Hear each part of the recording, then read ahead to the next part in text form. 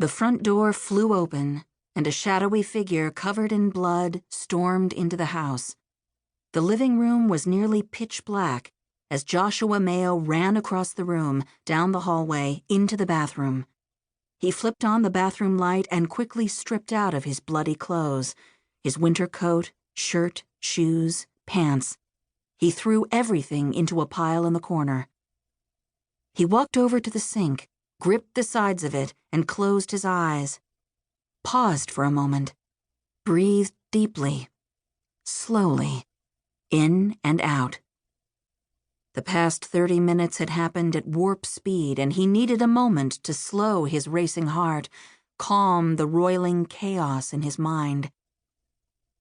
Standing over the sink, his entire body shaking, he looked nothing like an 18-year-old honor roll student.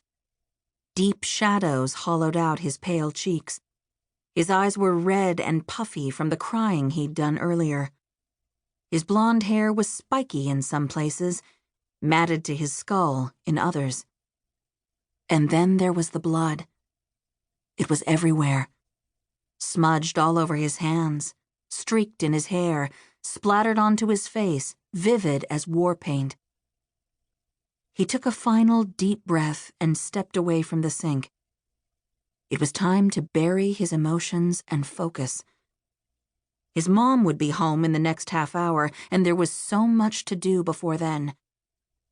He stepped into the shower and turned on the water. It washed over him, rinsing the blood down the drain, bright red, then pink, then clear. The shower took 2 minutes.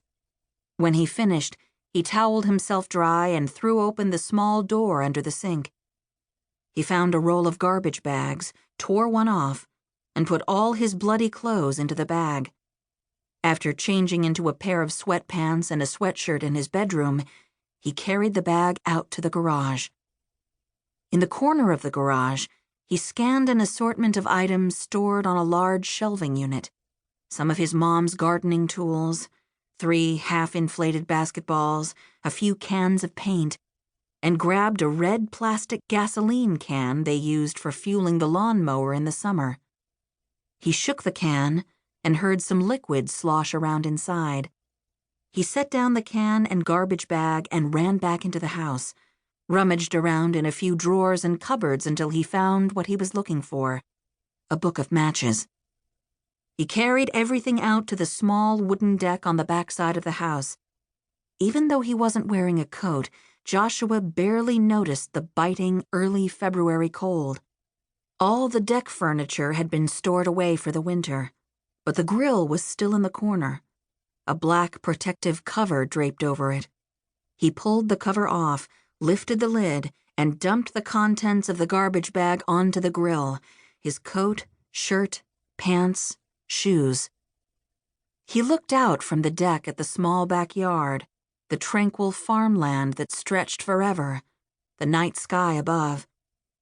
Silence was everywhere. Their closest neighbors were half a mile away in opposite directions, the Thompsons to the east, the Chamberlains to the west, and the lights in both of their homes were out.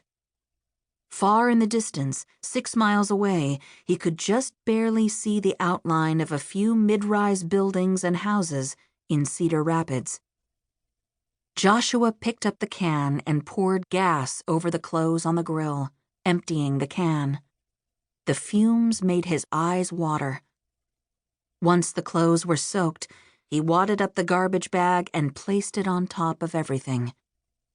He grabbed the book of matches and tore one off, tried to strike it once, twice, until the flame finally caught.